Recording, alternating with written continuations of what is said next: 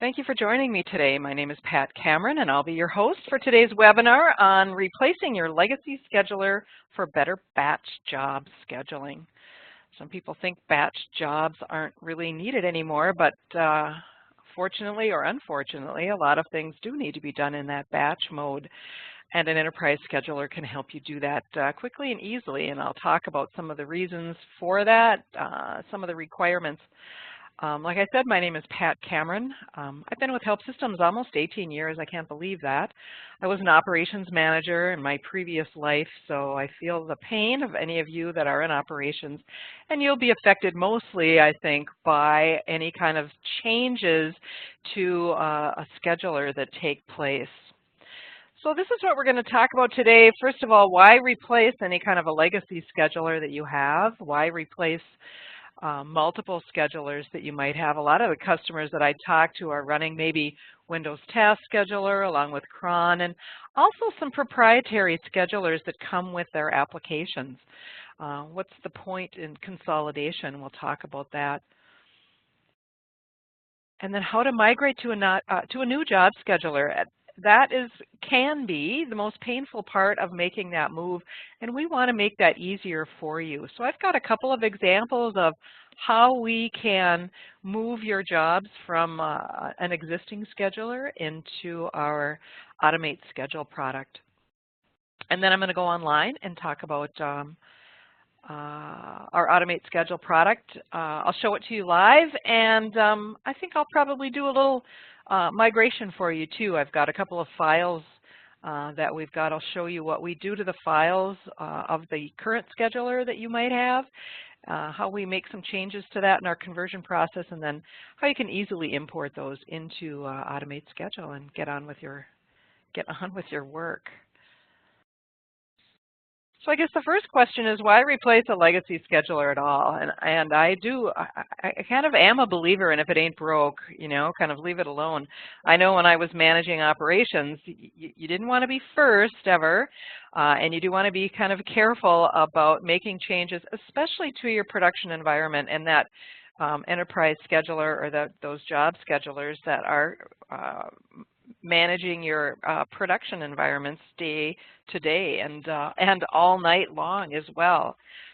But you do want to take a look at the cost of running a legacy scheduler.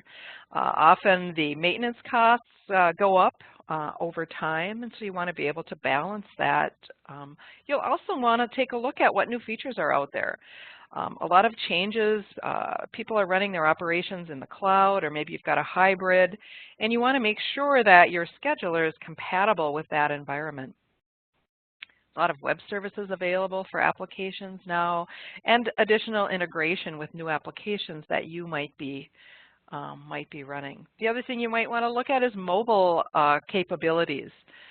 Nice to be able to check to see if you've got any problems, make sure that your systems are running. First of all, get notification on your phone, and then maybe use a tablet or your phone to take a look at what the problem is and fix it. And then to me, the biggest thing is the consolidation. If you're running multiple schedulers, maybe that come with your application, Windows Task Scheduler, like I said, you do want to be able to consolidate those schedules into one place so your management is in one area. So why an enterprise scheduler? Take a look at what it is that you're doing. Whether your data center is in the cloud or maybe running on more traditional systems, these are a few of the reasons why you need an enterprise scheduler so that you can automate your production business processes. Automation provides less errors. I think that's a couple of reasons. Less errors is right up there in the top 3. Faster runtimes. And that's because what you can do is you can set up dependencies and event-driven schedules instead of just time-based, and that seems to compress the amount of time that it takes for those batch jobs to run during the day or at night whenever they're running.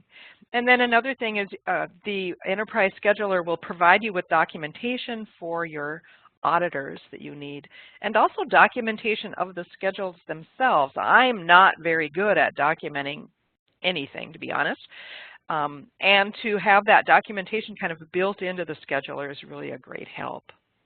A lot of businesses will run multiple applications across multiple servers and multiple platforms. When you're deciding, or when the business units are deciding the best application for a specific business need, the operating system doesn't matter. They want something that's going to meet their requirements. So if you've got the ability to run in the cloud, you want to be able to run on whatever operating system the application runs on. And so because of this, your central scheduler needs to sit on top of all of those applications and all of those OSs.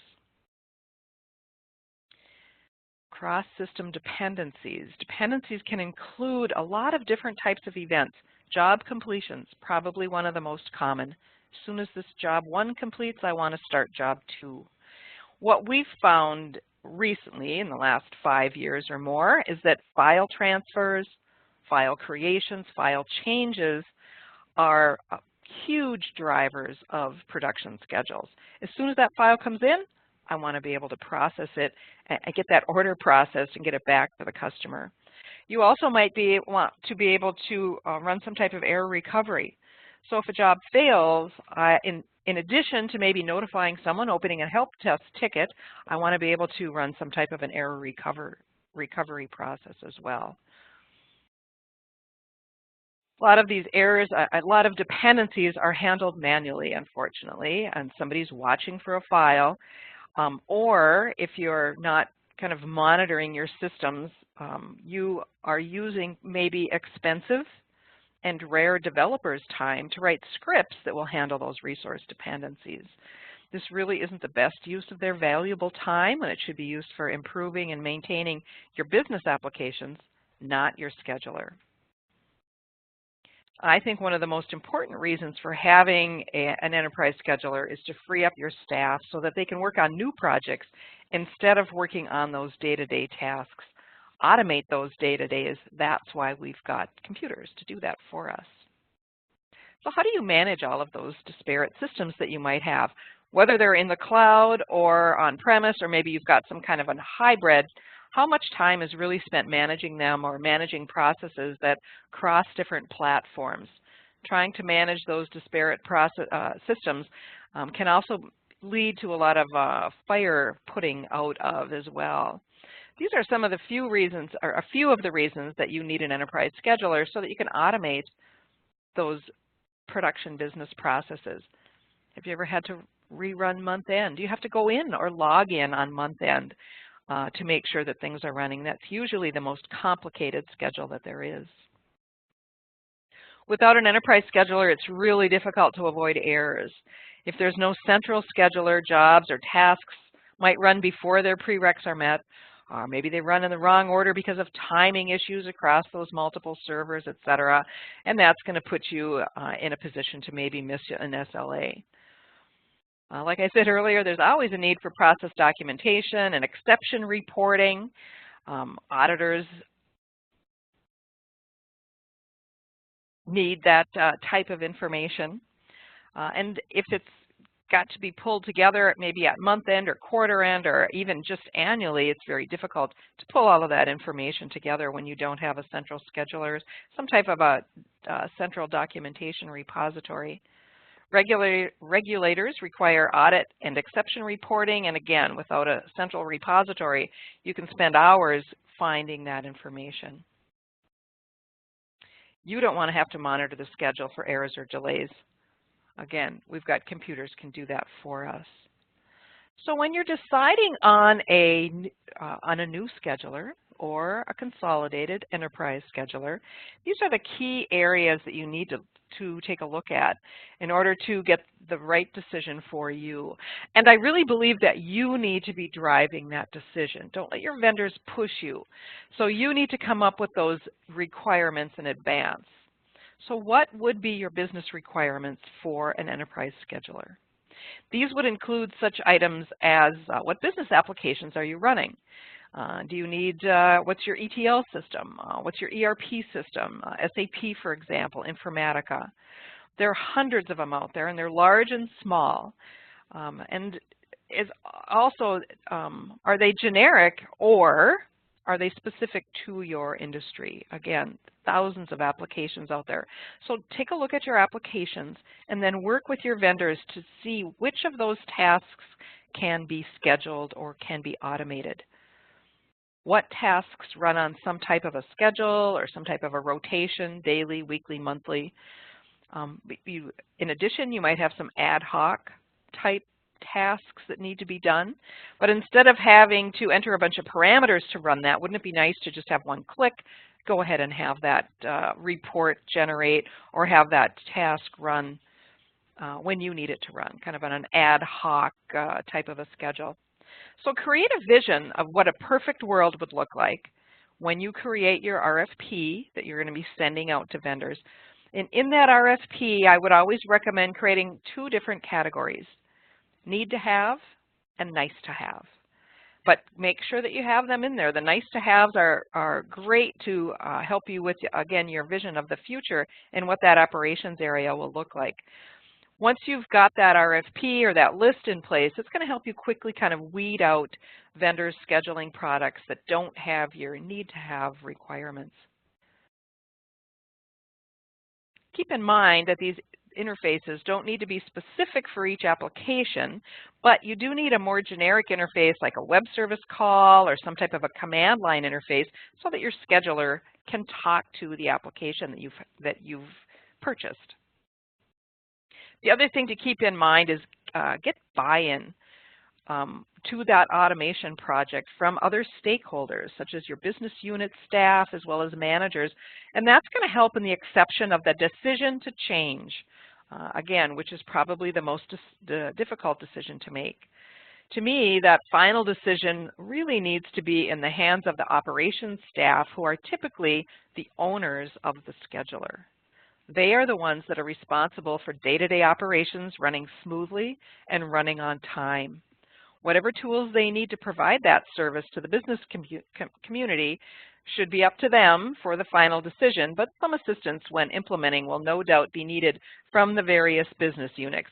The business people know who the flow of the inputs and the outputs from those jobs, and also then giving them a voice early on is going to get them to accept those changes that might be needed going forward. So get your business requirements documented, and then take a look at your functional requirements. Again, these will probably come more from the operations area, again, because those are the ones that are using those systems day to day. So these are just a few of the examples, and I'm sure that you have many more. You want it to be easy to use. It needs to support multiple systems if you're running multiple systems, and those dependencies if that's a requirement. It needs to support file or event type triggers. Operations needs to look at the big picture. How do all these applications fit together? Where are those dependencies? There might be dependencies between tasks within one business process, and there might be additional dependencies across other business processes. Whereas the specific business units only see their piece of the pie, operations has that big picture. So it's really important to have someone that knows all of the inputs and outputs from each of those processes. So part of determining your functional requirements is gathering all of that information. Gather any type of checklist that exists. I will guarantee you that there are some around. Gather all the schedules from all your different systems, and then research any types of connections between different applications. Someone has the information. Often it's kind of a tribal knowledge that's spread out across different groups. Spend a night on that night shift. Talk to the night operators. They know those pieces that maybe the business unit doesn't know. And also talk to your DBAs. They know what affects their processes running. So once you get that big picture put together, then you can determine what those functional requirements are and add those to your RFP as well. So we have our business requirements, our functional requirements, and then technical requirements. Again, these kind of grow out of those functional requirements, and they're going to depend on, again, the business and the functional requirements. What platforms do your business applications run on? Are they on-premise or in the cloud? Are some here and some there? Do you have some type of a hybrid environment? Is your production environment clustered so that you've got maybe passive active nodes that need to be supported? How many environments do you support? Test, development, production, QA?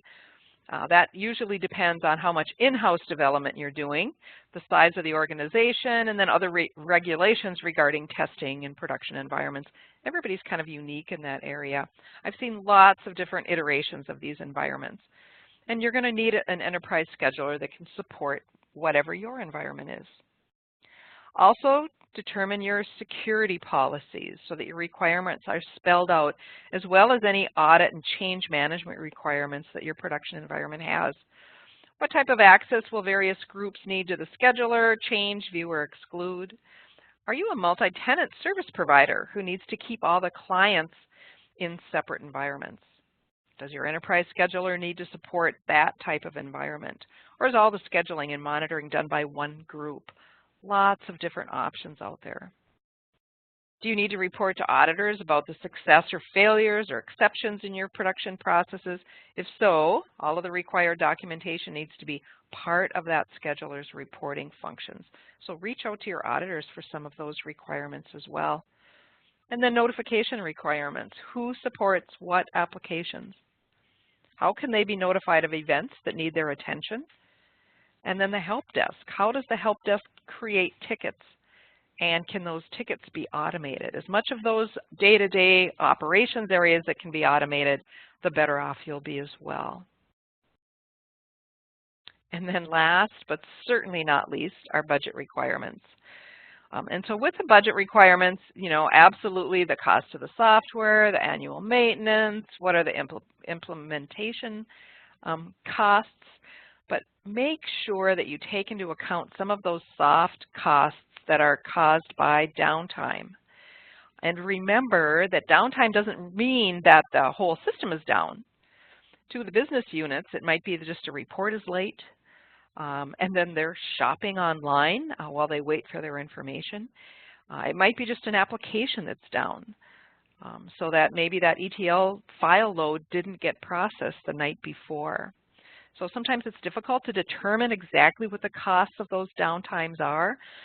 Unfortunately, human error is a main cause of downtime. Jobs running in the wrong order, jobs running with the wrong date parameters, for example. So automation is going to eliminate that downtime and those overtime costs that might come with that. So be sure and spell out your requirements for your vendors when asking for an RFP.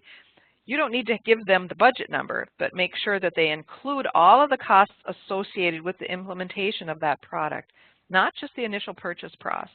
What are the annual maintenance costs? What's included in that maintenance fee? Are upgrades included in that? What are the training and consulting costs associated with that implementation? And then going forward, if there are upgrades, which typically there will be, are there consulting fees or additional fees included with those or required for those updates? And what's included in your support contract? Is it 24/7 or number of calls? Get those types of specifics from your vendors based on your RFP. We have a checklist that we'll be sending to you after today's webinar. And this is going to help you kind of get to that stage where you've got 2 to 3 vendors that you're going to take a look at and make it easy for you to compare to see how they measure up to all of your requirements. So we'll be sending that out. And again, you need to drive that decision, not your vendors. So let's take a quick look at Automate Schedule. Then I'll hop online and show you it live as well. Automate Schedule is a true enterprise scheduling tool. It is multi-platform. Your servers can be in the cloud or on site, either one. We support any of those environments. I think what we give our customers, the main advantage that we give to our customers is that ability to be able to centrally manage and monitor your tasks. Take all of those disparate schedulers that you may have based on applications or platforms, etc., and combine them into one, and it's going to make it much easier for you to see what's running now, what's going to run later today, what will be affected if I take a server down, how can I plan for maintenance when I don't know what's running across my enterprise. So that central view is going to give you all of those advantages to help you planning going forward. We can send out notification for a number of different types of events, late starts, overruns and underruns, etc. We want to make sure that you meet your SLAs. So we will notify you in advance of any of those types of problems to make sure that you can solve a problem if you see it before it gets to be a larger problem. And we also can interface with your help desk software so that you can open up a ticket automatically when some problem occurs. Automate Schedule audits all the changes. So we track any changes to the scheduler, configuration, jobs, etc., so that you can easily report on them to your auditors, report on any types of exceptions, anything that you might need to do in that area. We've got lots of history reports, security reports, and all of those can be scheduled automatically. And then we also have role-based security. So you can create different roles for different people. They might have just view access, or some groups might be able to actually change jobs or run them. And we'll interface with an LDAP server or Active Directory, so you don't have to create a bunch of separate users for the scheduler. We do have some built-in integration to specific applications. So we've got an SAP application integration. We've got Informatica, SQL Server, Oracle eBusiness Suite, etc. Integration to some of our other products. For those of you that run some of our other products, our Automate RPA tools, as well as our robot. But we also can integrate with anything that can run from a command line. So we wanted to keep our scheduler generic. So anything that has some type of a command line interface or anything, excuse me, anything that has some type of web service, we can schedule those web service requests as well. We've recently introduced our universal connector, and this is going to allow you to be able to connect to any third-party application that you need to schedule some type of batch processing in. So we have our Automate Schedule here, and we have a web service that we provide, and we'll use that web service to connect to the universal connector. Because we thought is instead of creating specific adapters for these types of applications, let's put something out there that's more universal. Now you can use that to access any application, any ERP, any of your customer databases that provide a web service. We can then access those applications and then schedule those tasks over here with Automate Schedule. So we've got some templates that you can use to be able to access those applications. And then the other painful part can be change and migrating from one scheduler to another, or from multiple schedulers to one. And so we do provide migration services from any of the legacy schedulers that are out there. It's fairly simple. You export the schedulers to some type of a text file. I'll show you some examples in just a second. And then send that to us, and then what we will do is we will take that file, kind of read through it with our conversion programs, parse it out, and then format it so that you can import those schedules into Automate Schedule. Sometimes it's a good opportunity to make changes to the schedule and kind of clean it up and streamline things. Sometimes you just want to take what you have and dump it over into the new scheduler. We can do either of those things. Happy to work with you on that migration. Often those files are just kind of comma delimited files that are exported from the scheduler. I've got an example. So this is one from Autosys customer that we have that we've migrated. One from Tivoli that we've migrated. So we've got different formats for those files, and what we'll do is we'll take those files and we'll just parse them out and reformat them into a JSON formatted file. And then you can import those in our import center.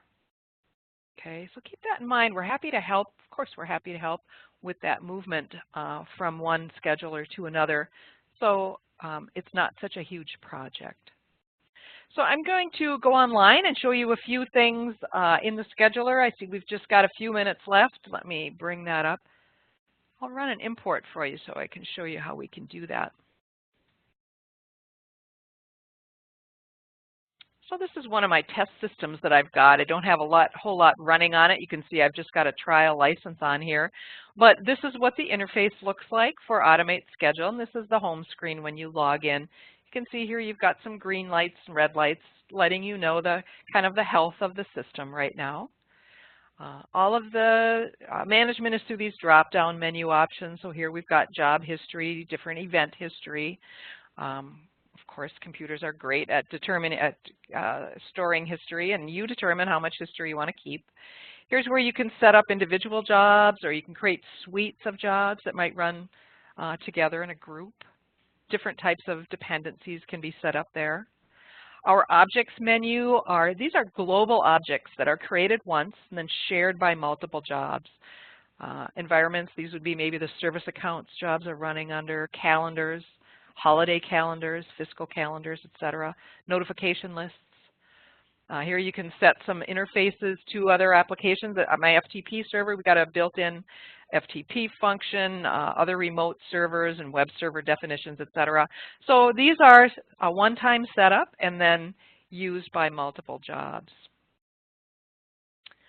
I'm going to go over to the import center over here. So this is where we would import your file from your existing scheduler. And you can see I've got a few here from examples of other applications. And I'm going to open up here. I've just got the file. So that you can see here, here's an Automate formatted file. And you can see it's just kind of blocks of job information, the job name, the command, the system that it's running on, the owner, etc., and a description. And so what we'll be able to do is kind of take this file, parse it out, and then import those jobs. This one is for robot jobs, and if I open this, again, it's just a comma delimited file.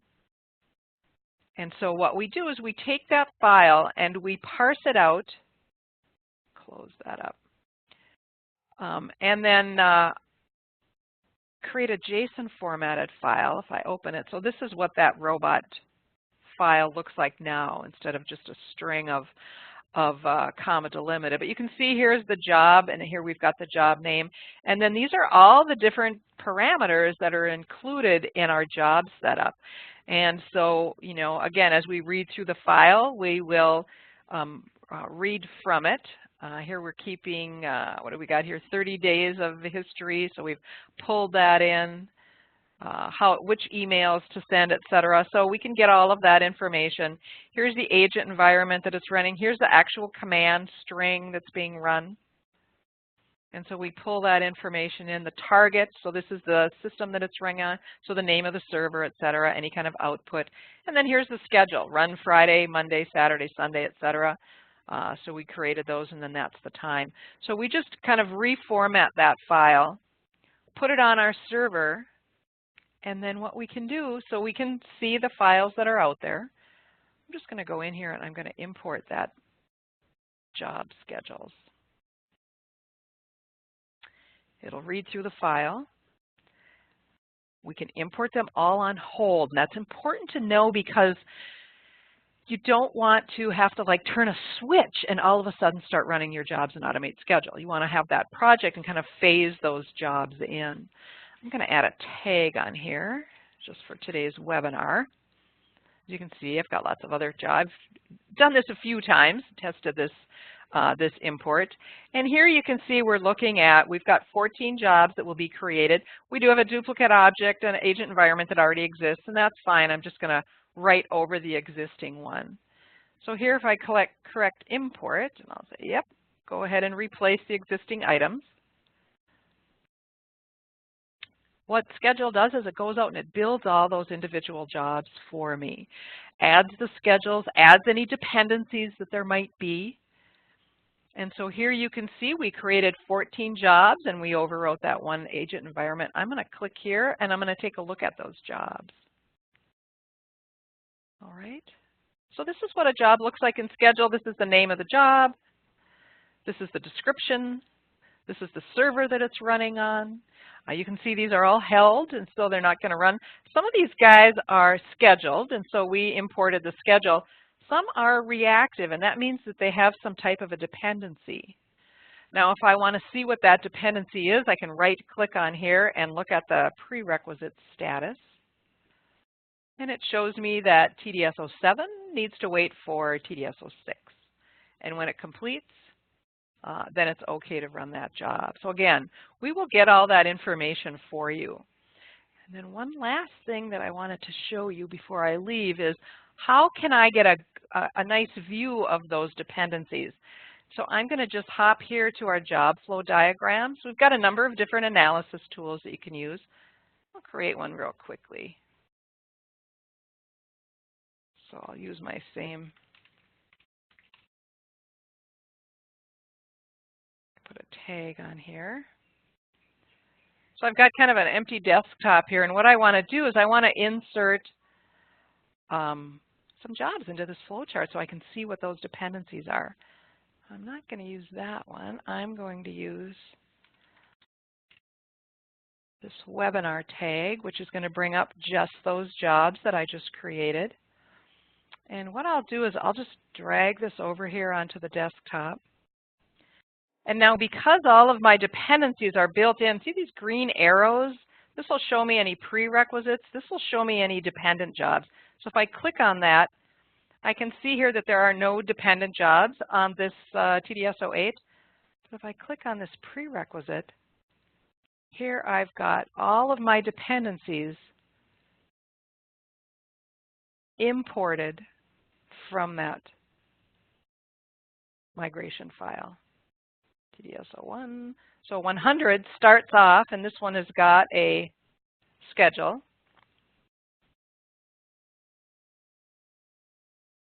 Take a quick look at that. Here you can see we date and time stamp it, and this one runs every day at 6 o'clock.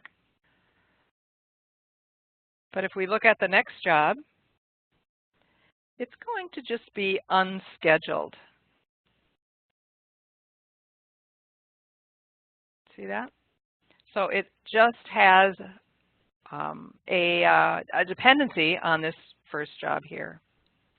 Now there's a number of things that I can do. So if I look at the prerequisites for this guy, here are my prerequisites.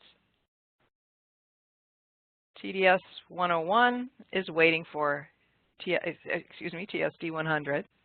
And I could add others as well, and I can again select from a list of what's available out there. So very easy to use user interface, always kind of drop down lists. I can also add some job monitors on here. Here I've got some monitors for overruns, late starts, underruns. So if it's got to be completed by a certain time, I can add a notification list, let the help desk know. Underruns and late starts. So these are for my SLAs basically. And then also other notification for statuses. So if I need to know about failures, I can send out one status for a normal completion to one group and then a failed status to another. So that's kind of the big picture for our scheduler.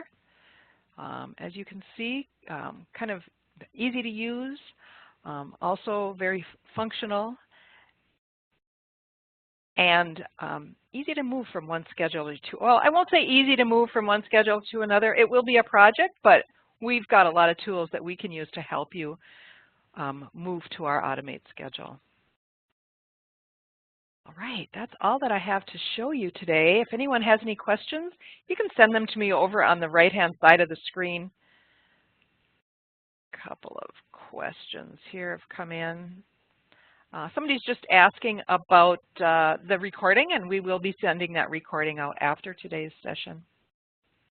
We also have a 30-day free trial of Automate Schedule. You're welcome to download it from our website and give it a spin. And you can use our support staff during that trial period. Happy to help you get it up and running. All right, I'm going to hang out here for a few more minutes in case any other questions come in, but if not, you are free to go, and thank you for joining me today, and hopefully we'll see you next time.